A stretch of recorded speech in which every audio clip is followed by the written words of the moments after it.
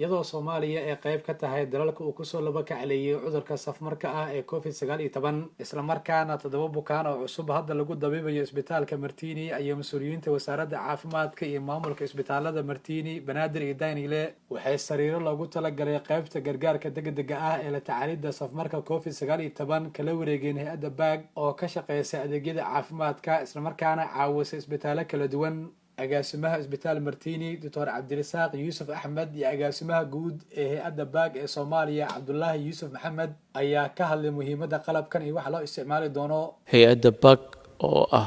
hay'adaha caawiya isbitaalada Banaadir iyo Martini iyo Daynile waxay maanta runtii noogu deeqday sariiraha la yiraahdo ICU oo loogu talagalay bukaanada heerka daran jooga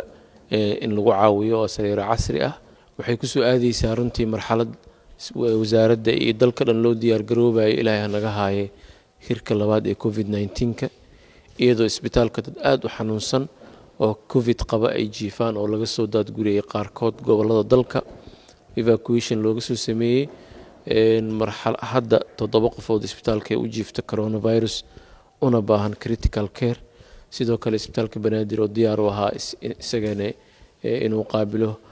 ilaahay inuguma keenay haddii xaaladdu intaan ka farabaxdo maanta halkan waxaan u joognaa inaan handover ku sameeyno aan ku wareejino ICU beds oo hay'adda BAG ay ugu deeqday shacabka Soomaaliya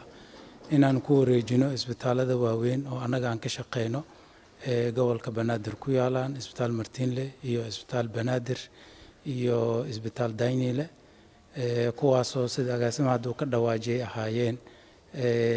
sariiro aad iyo aad wadanka ugu baahnaa muddo soo jireen ah xaaladda hadda lagu jirona kasii daran baa waa xaalad aad iyo aad u daran Dr. Cabdulqaadir Weheliye Afrax agaasimaha daawada iyo qalabka ee wasaaradda caafimaadka Soomaaliya ayaa hay'adda BAG uga mahadceliyay garab istaaga ay u muujiyeen bahda caafimaadka agabkan ay BAG nagu wareejinaysa wuxuu marka qayb ka yahay u diyaar garowga wax ka qabashada insha Allah taala waxaan rajaynaynaa inuu soo imaanin xanuunka haduu yimaado guud ahaan marka arrimahaas la isku soo dara ka sukow BAG waxay wax badan nagala qabataa isbitaalkan iyo qalabkiisa iyo wax ka qabashadiisa xaaladaha COVID-ka ah oo ay qayb ka ahaayeen ilaa iyo markii aan bilownay la dagaalanka cudurka haddana ay wadaan waxaan rajaynayaa inay welina sii wadi doonaan maadaama xanuunku ilaa xad uu noqday mid rigley ah oo dadka aad ula nool dalal badanna uu aad uga jiro Xabiib Axmed Cali warbaahinta qaranka Muqdisho.